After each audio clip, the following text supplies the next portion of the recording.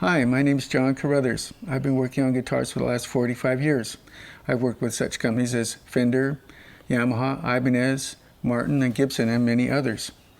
If you'd like to learn more about working on your guitar, you can get my book, Teach Yourself Guitar Repair and Maintenance, on Alfred Publishing. Today we have a precision bass, and this is kind of a standard of the industry. We have several things that we need to do. One is we want to take off the old strings, so we'll carefully do that. A lot of players like to save their old strings because if they accidentally break one, then they'll have a spare. It's not a bad idea. Bass strings are fairly expensive, and so most people try and make them last as long as possible. So we very carefully unwind it. We come down here and slip it through, and be careful not to scratch the guitar.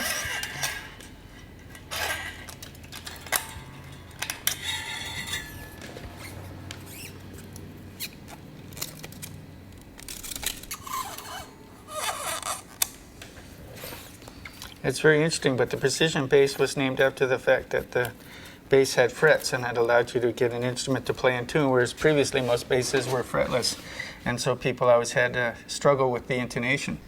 So we have this set here, and this is a 45 through 105 set. So we're going to open it up, and we're going to take a look at the strings. They're individually packaged. You know, it's 45 through 100. We're going to start with the 100. And then we're going to put it on the bass first, and then we'll move to the next ones. So we take it carefully out of the package. We want to unwind it so that it doesn't accidentally poke us in the eye. So we just very carefully unravel it. Now, we're going to take and insert it into the bridge down here. So I'm going to take this end here, put it in, very carefully slide it through. Okay, now once we get up here, we need to about 5 inches past where the tuner is. Now if you don't know where that is, you could take a little small ruler and you could measure it like this. If you see where my finger is, that tells us that we have 5 inches. Okay, then we're going to take and we're going to bend the end of the string so that it's kinked. And we do that for two reasons. One, it marks the spot where the 5 inches is. And the other thing, it prevents the winds from unwinding. A lot of times when you cut a string straight, if the windings unwind a little bit, the string will go dead and that will ruin it. And bass strings are very expensive, so you want to make sure that nothing like that happens. So now we're going to cut it off. So we're going to take our side cutters and we're going to cut it off, but we'll leave maybe about a ½ an inch of string sticking down past the bend, and we'll just trim it off.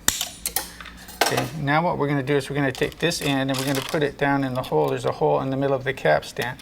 And then once we get it in there, we're going to start winding it around so we don't have to spend a lot of time turning the knob. And I'm going to wind it so it winds downwards. We always want each turn to be successively down from the previous one. This helps put pressure in the nut and makes it sound better. You notice over here we have a thing called a string tree, and that's what that does. That basically pulls the strings down to make it so that there's more pressure in the nut and that the strings sound very defined and clear. Okay, now I can push the extra windings together so there's no slack. And then you can see how nice and neat we have it here. If you look, you can see how the winds are tight. And now I can put this on the saddle here. It's slipped off. There we go. And then we can tune it up close to pitch. And we're ready for the next string.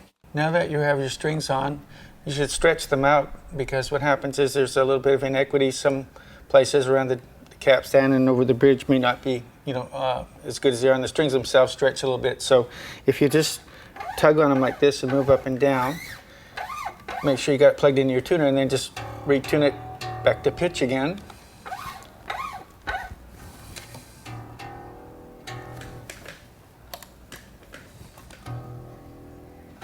And then stretch it again. And when you get to where it doesn't go out of tune anymore, then it's sufficiently stretched out. And then you can move to the next string. Notice how it dropped in pitch just a little bit. So we're going to tune that up.